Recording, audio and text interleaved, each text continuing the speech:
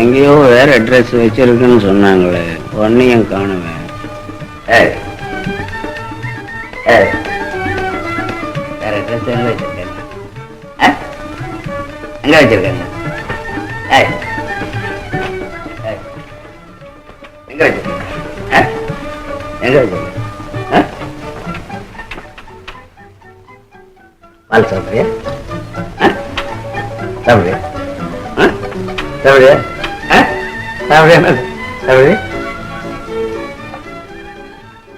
சாப்பிடு சாப்பிடு சொன்ன கேட்கணும். சாப்பிடணும் சாப்பிடணும் சொன்னேன். சாப்பிடணும் சாப்பிடணும் சொன்னேன். சாப்பிடு சாப்பிடு. ஏய் ஏய் சாப்பிடு. சாப்பிட்டியா? சாப்பிட்டியா? இங்க உள்ளே கொடுத்துட்டாங்களா?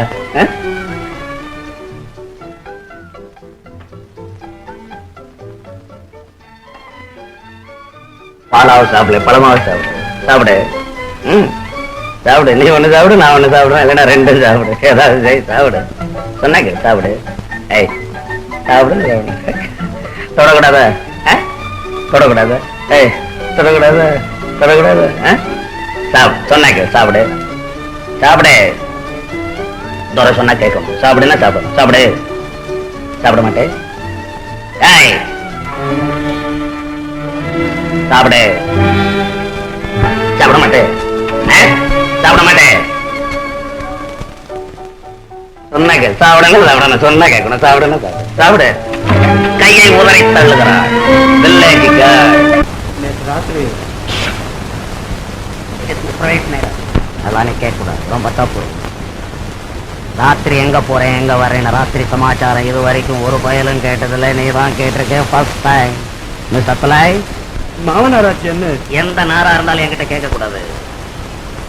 உன் பொண்ணு உலக அழகி போட்டு இங்கே இருப்பேன்ல, எங்கேயும் விளையாவல பொண்ணாந்து தள்ளுறது, அப்புறம் சத்தம் போடுறது.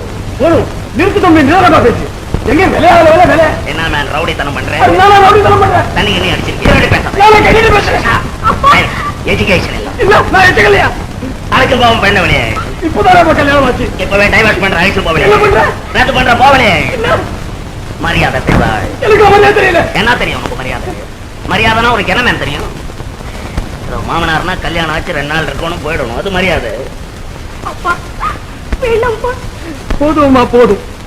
மரியாதை என்னன்னு இப்ப தெரிஞ்சுக்கிட்டேன். நான் பேசுறது அவனுக்கு புரியல, அவன் பேசுறது எனக்கு புரியல. இங்கிலீஷ் இவன் கிட்ட மாட்டிக்கிட்டு தவியா தவிக்குது. நான் வரேன்ப்பா. அப்பா எங்கப்பா போறீங்க? என்னடே என்ன அப்பா அனாதியா போறான், அவன் பின்னால போறிய? வேண்டாமா, என்னை பத்தி கவலைப்படாது. நான் எங்கேயாவது போய் செஞ்சாத தம்பி, நான் வர்றேன். வராதே போ. பெரிய பொண்ணை பெத்துட்டேன்னு கலாட்டா பண்ணி பாக்குறேன். நான் பெத்த பொண்ணாச்சு. ஏன் பெத்த? ஏன் மேன் பெத்த? ஆமா, எல்லாம் உங்க போலவங்களுக்கு கொடுக்கதான் பெத்த. வேதரத்னம் வேணும்னா வேணும்.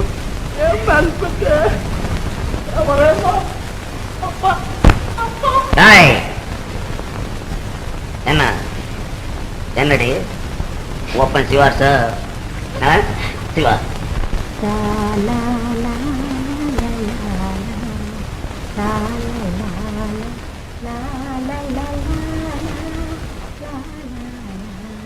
தங்கச்சி அவனெல்லாம் அனுப்பிட்டேன் தங்கச்சி.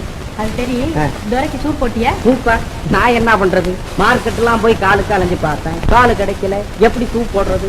மாமா கூட மூளை வேணும்னு சொன்னாரு, அதுவும் தான் கிடைக்கல. நான் என்ன பண்றது சொல்லு. இவ்வளவு பெரிய மார்க்கெட்ல உனக்கு மாத்திரமா கிடைக்கல? கிடைக்கலையே. ஏன் தங்கச்சி, ரொம்ப அவசியமா தேவையோ? பின்ன இல்லையா? அப்படின்னா நம்ம துறை நாய் தீக்கா தானே இருக்குது, அது காலை வெட்டி வேணா சூப் போட்டுருவோம்.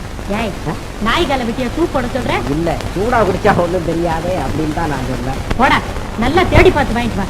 நாய் காலை வெட்டி சூப் போடுறதாம் இல்ல, வர வர உனக்கு வாய் கொழுப்பு அதிகமா போயிடுச்சு. கழுத கழுது, நான் தூக்கி வளர்த்த குட்டி கழுது, இது என்னையே கழுதுன்னு சொல்லுது. காலு கொஞ்சம் நீண்டு போச்சு இல்ல, அதனாலதான் அப்படி பேசுது. சந்திரா, அப்பா போயிட்டாரேன்னு அழுதுகிட்டு இருக்கிறியா? அட நீ ஒண்ணு, அவர் ரொம்ப நாளா சொல்லிக்கிட்டு இருந்தாரு கும்பமேளாவுக்கு போகணும்னு. அதுக்கு சமயம் வாச்சுது, நேரா போயிட்டார் போல இருக்கு. இதுக்காக வருத்தப்படலாமா? வாமா. மோகன், மோகன். யார்? பாலுவா? என்ன வேலை அதிகமோ? கலைஞன் கத்திரிக்கோளுடன் காட்சி அளிக்கிறான் என்று பார்க்கிறாயா? அழகு ஆராய்ச்சியின் உச்சியிலே இருந்து வருகிறேனடா நான். வர வர உன் போக்கு மோசமாகிவிட்டது மோகன். உன் மாமனார் என்னிடம் எவ்வளவு வருத்தப்பட்டார் தெரியுமா? மாமனார், அந்த மரியாதை தெரியாதவர் சொன்னதை கேட்டுக்கொண்டு இங்கே வம்புக்கு வந்து விட்டாய் மடையா. மரியாதை? கௌரவமான குடும்பத்தில் பிறந்த நீ மனமான பிறகும் ஒரு வேசையின் வீட்டை சுற்றிக் கொண்டே திரிகிறாயே, அதுதான் மரியாதையோ? மோகன், உன் அறிவும் படிப்பும் இப்படி அலங்கோலமாவது நினைத்தால் ஆத்திரம் உண்டாகிறது இல்லையா? என் கலைச்சேவை தெரிந்து கொள்ள உன் படிப்பு மட்டும் போதாது தம்பி, நல்ல அனுபவம் வேண்டும். கலைச்சேவை? விலைமாதருக்கு பெயர் தேவதாசி, உனது விளையாட்டங்களுக்கு நீ கொடுக்கும் பட்டம் கலைச்சேவை. நன்றா இருக்கிறதப்பா உன் பேச்சு. பல்கலைக்கழகங்களிலே பண்டிதர்கள் வாக்கிலே பயில வேண்டிய கலையை நீ விலைமாதர் வீடுகளிலே கற்றுவிட்டோம் என்று நினைக்கிறார். முட்டாளே, கலையை கற்றுக் கொடுத்தது யார் தெரியுமா?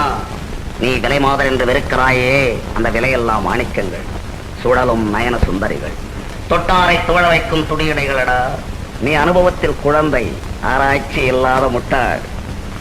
கலையின் வடிவம் அச்சுக்கு அடிமைப்பட்ட புத்தகத்திலே அகப்படாது தம்பி, அகப்படாது. உனது விஷப்பரீட்சை எனக்கு தேவையில்லை. கலை கைப்பிடி இல்லாத ஒரு கத்தி, கொஞ்சம் தவறினாலும் உடையவனையே ஒழித்துவிடும். யாரோ ஒரு சுயநலக்காரன் சொல்லி வைத்த வார்த்தையை நம்பிவிட்டாய் பாலு. கலை மனிதனாக பிறந்த ஒவ்வொருவனும் அள்ளி அள்ளி பருக வேண்டிய அமிர்தமடாது. ரம்மிய நாட்டு ஆடல் அரங்கங்களிலே கலையின் பிம்பங்களோடு நான் ஆடும் பொழுது ஆத்திரப்பட்டாயே, பாரத பண்பு பாழாய்விடும் என்று பயப்பட்டாயே.